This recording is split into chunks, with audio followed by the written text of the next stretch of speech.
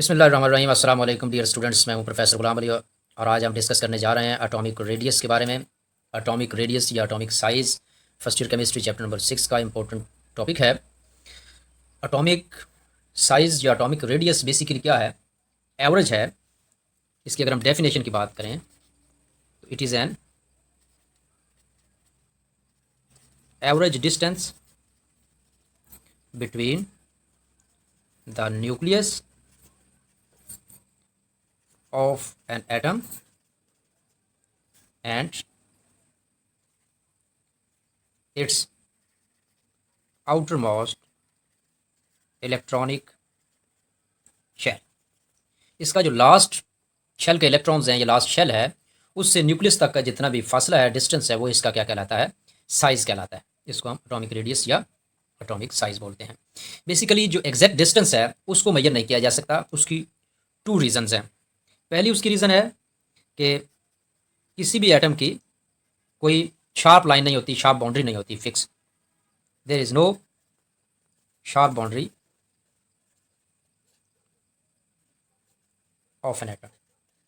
Atom की कोई sharp boundary नहीं होती। ये शॉर्ट क्वेश्चन भी आता है एनुअल एग्जाम्स में कि why it is not exactly measured the atomic radius, या why we can not measure exactly या precisely the atomic radius. Give two reasons. ये दो रीज़न आपने वहाँ पे देनी है।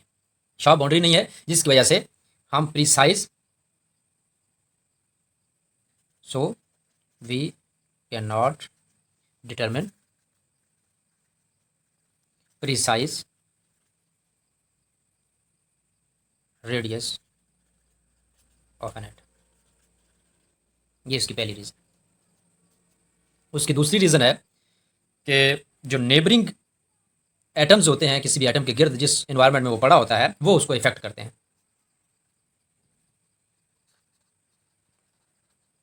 The neighbouring atoms around the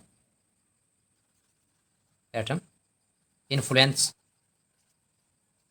the boundary of that atom. जिस एटम का हम साइज मेजर करने जा रहे हैं, उसके इर्द गिर्द के जितने भी एटम्स हैं वो क्या करते हैं? वो उसके साइज को इन्फ्लुएंस करते हैं। इलेक्ट्रॉन डिस्टॉर्शन होते हैं। इलेक्ट्रॉन आगे पीछे डिस्टॉर्शन होने की वजह से उसका साइज क्या हो जाता है? चेंज हो जाता है। तो उसमें फिक्सेशन नहीं आती। ये इसकी टू रीजंस थी। अब हम डिस्कस करते हैं इसके ट्रेंड्स, जो इसके पीरियोडिक ट्रेंड्स हैं, trends of the atomic radii. इसके ट्रेंड्स को हम देखें तो स्टूडेंट्स, इसमें दो तरह के ट्रेंड्स हैं। अलोंग द पीरियड्स, इसमें क्या डिफरेंस आता है, और अलोंग डाउन द ग्रुप, इसमें क्या डिफरेंस आता है। तो अगर हम पीरियड की बात करें, in the period the radius of an atom decreases from left to right. जब हम मूव करते हैं फ्रॉम लेफ्ट टू राइट तो ये क्या होता जाता है? डिक्रीज करता जाता है, कम होता जाता है। उसकी रीज़न क्या है? उसकी रीज़न है due to the increase in nuclear charge. Due to increase in nuclear charge, the attraction between nucleus and outermost electron increases. उनके दरमियान अट्रैक्शन क्या हो जाती है? इंक्रीज हो जाती है, जिसकी वजह से साइज श्रिंक होना शुरू हो जाता है, साइज कम होना शुरू हो जाता है। तो सपोज अगर इसको हम स्फेरिकली कंसीडर करें तो ये साइज क्या होता जाता है? ये साइज कम होता जाता है अलोंग द पीरियड। इसमें कुछ एक्सेप्शंस भी हैं, जैसा कि एक्सेप्शंस इसमें आती हैं ट्रांजिशन एलिमेंट्स में। ट्रांजिशन एलिमेंट्स में क्या होता है, स्पेशली हायर पीरियड्स में, उनमें जो कोर शेल है, जिसको हम पेन अल्टीमेट या कर्नल शेल भी कहते हैं, inner to the outer most shell, जो आखिरी शेल से निचला शेल होता है, उनमें फिलिंग प्रोसेस हो रहा होता है इलेक्ट्रॉन्स का। जैसे डी ब्लॉक एलिमेंट्स हैं, उनके डी सब शेल के अंदर इलेक्ट्रॉन क्या होते हैं? फिल हो रहे होते हैं, जिसकी वजह से इलेक्ट्रॉन्स की इंटरवीनिंग होती है, इनर इलेक्ट्रॉन्स की इंटरवीनिंग होती है आउटर इलेक्ट्रॉन और न्यूक्लियस के दरमियान।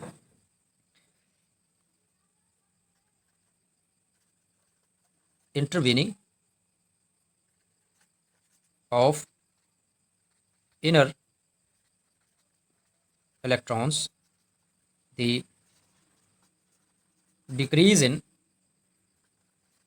radius is very small. इनमें जो फ़र्क आता है वो बहुत ही थोड़ा आता है।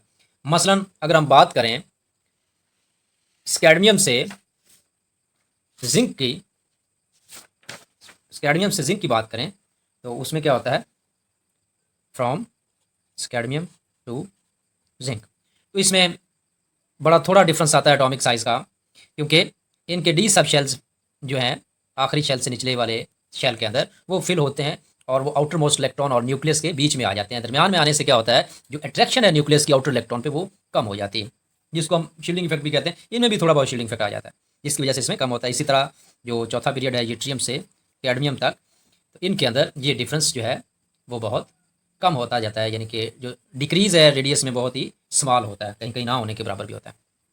तो ये इसमें एक्सेप्शंस थे। आयनिक रेडियस को हम स्फीरिकल कंसीडर करते हुए can be determined by considering it spherical in shape. इसको अगर हम स्फीरिकल इस तरह से इमेजिन करते हैं तो फिर हम इसको डिटरमिन कर सकते हैं। बेसिकली ये एवरेज होती है दो आयंस के दरमियान जो डिस्टेंस है उसकी एवरेज। मसलन हमारे पास एक एनाइन है, जैसा कि ये एनाइन है और ये कैटाइन है, इसके ऊपर प्लस चार्ज है, इनके दरमियान जो डिस्टेंस है इसके एवरेज को हम क्या कहते हैं, ये वाला डिस्टेंस, इसको हम कहते हैं आयनिक रेडियाई।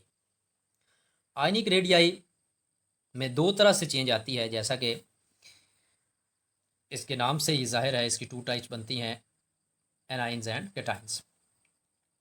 मसलन अगर हम सोडियम की बात करते हैं, सोडियम आयन की बात करते हैं, तो सोडियम जो एटम है ये न्यूट्रल फॉर्म में इसका साइज़ है 186 पिकोमीटर, लेकिन जब इसमें से हम इलेक्ट्रॉन रिमूव कर देते हैं तो इसका साइज़ कितना बन जाता है, इसका साइज़ रह जाता है just 95 picometre when it becomes a cation. तो इसमें साइज़ में क्या आ जाता है, श्रिंक आ जाता है। बेसिकली इसके गिर्द 3 शेल्स होते हैं और इसके जो आखिरी शेल में 1 इलेक्ट्रॉन होता है, इसमें 2 इलेक्ट्रॉन, इसमें 8 इलेक्ट्रॉन, इसमें 1 इलेक्ट्रॉन होता है।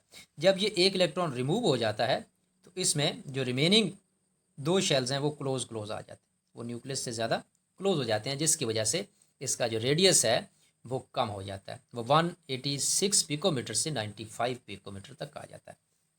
इसी तरह इसके कंट्रेरी अगर हम बात करें क्लोराइड की, क्लोरीन का जो साइज़ है वो 99 पिकोमीटर होता है, लेकिन जब हम इसके अनाइन की बात करते हैं, क्लोराइड आयन की बात करते हैं, तो ये 99 से बढ़कर 181 पिकोमीटर हो जाता है। तो इसके साइज़ में क्या आ गया, इंक्रीज़ आ गया। वो इंक्रीज़ कैसे हुआ कि इसके भी 3 शेल्स होते हैं, इसके 2 इलेक्ट्रॉन, 8 इलेक्ट्रॉन और 7 इलेक्ट्रॉन इसके लास्ट शेल में होते हैं, एक और इलेक्ट्रॉन इसमें आता है, तो इलेक्ट्रॉन कितने हो जाते हैं, 8। तो यहाँ पे 2, 8 और यहाँ पे भी कितने हो जाते हैं, 8। तो इसके ऊपर एक नेगेटिव चार्ज आता है क्योंकि एक एक्स्ट्रा इलेक्ट्रॉन इसमें आ गया। तो इसके शेल में एक्स्ट्रा इलेक्ट्रॉन पहले से मौजूद इलेक्ट्रॉन के साथ ही उसी स्पेस में आता है, तो उनके दरमियान रिपल्शन होती है। Due to this repulsion anion का साइज़ क्या हो जाता है, ज़्यादा हो जाता है। तो anions are bigger in size than their parent atoms. Similarly cations are smaller in size than their parent atoms. जैसे सोडियम आयन, सोडियम एटम का जो साइज़ है वो 186 है और इसके आयन का साइज़ 95 है। सिमिलरली क्लोराइड के एटम का जो साइज़ है वो 99 पिकोमीटर है और क्लोराइड आयन का 181। तो कैटाइन में क्या आ गई, कमी, और एनाइन में क्या आ गई, इसमें इंक्रीज़ आ गई, ये ज़्यादा हो गई। तो इसी तरह अगर एनाइन ज़्यादा होते जाएंगे, मसलन मोनो नेगेटिव है, डाई नेगेटिव आ जाता है, 2 एनाइन उसके ऊपर माइनस आ जाता है, एक और इलेक्ट्रॉन उसमें आता है, तो उसका साइज़ और ज़्यादा हो जाएगा। सिमिलरली अगर कैटाइंस आते हैं, जैसा कि सोडियम में 1 है, इसी तरह मैग्नीशियम जो है इसमें 2+ और एल्यूमिनियम जो है इसमें 3+। तो इसमें जितना कैटाइन का जो चार्ज है वो ज़्यादा होता जाएगा, mono positive, di positive, tri positive, तो इनके साइज़ में कमी आती जाएगी, क्योंकि इनके जब इलेक्ट्रॉन एग्जिट होंगे, रिमूव होंगे, तो जो रिमेनिंग इलेक्ट्रॉन हैं वो न्यूक्लियस के साथ ज़्यादा अट्रैक्ट होंगे। तो after removal of electrons from an atom, the remaining electrons are tightly held to the nucleus। तो उनका रिजल्टेंटली साइज क्या हो जाएगा, स्मॉलर हो जाएगा। मसलन अगर हम इसकी बात करें, एल्यूमिनियम का साइज़ सबसे कम होगा, मैग्नीशियम का साइज़ उससे ज़्यादा होगा और सोडियम का साइज़ सबसे ज़्यादा। अगर हम इसकी बात करें तो इसको हम यूँ लिखेंगे, इसका सबसे कम होगा। जो ये क्या हो रहा है, डिक्रीज इन साइज, इनका रेडियस, आयनिक रेडियस कम होता जाएगा। तो ये 0.4 divided by 2 is equal to 37.7 picometre. तो बेसिकली ये क्या होता है, half of the distance between the two joining atoms of same type. एक ही तरह के दो ज्वाइनिंग एटम्स के डिस्टेंस के हाफ को हम क्या कहते हैं, कोवेलेंट रेडियाई। तो इसमें से अगर हमें टोटल इनके डिस्टेंस का पता है और उसमें से एक एटम के रेडियाई को हम जानते हैं और दूसरे को उसमें से हम निकाल सकते हैं। मसलन कार्बन और क्लोरीन का जो रेडियस है, इसमें कार्बन क्लोरीन का जो रेडियस है 176.7 पिकोमीटर है, और इसमें अगर हम कार्बन का निकालना चाहें रेडियस, तो टोटल में से हम क्लोरीन का माइनस कर देंगे। क्लोरीन का कितना होता है, 99.4 इसमें ऑब्ज़र्व किया गया है, तो 176.7 माइनस 99.4, तो हमारे पास कार्बन का 76.3 पिकोमीटर डिस्टेंस आ जाता है। तो इस तरह से भी हम डिस्टेंस, कोवेलेंट डिस्टेंस निकाल सकते हैं। तो डियर स्टूडेंट्स, ये था एटॉमिक साइज, एटॉमिक रेडियस के बारे में टॉपिक। इंतहाई इजी टॉपिक है। इसमें हमने आयनिक रेडियाई, एनायनिक और कैटायनिक रेडियस के बारे में भी डिस्कस किया, उसकी रीज़न डिस्कस की। तो इसमें आपको जो चीज़ें इसमें स्किप हो गई हों, वजाहत तलब हों, उसके बारे में आप कमेंट कीजिए, हम उनके आंसर देंगे आपको। और वीडियो अगर पसंद आए तो इसको लाइक करें और दोस्तों में शेयर करें। मुझे इजाज़त दीजिए। खुदा हाफिज़।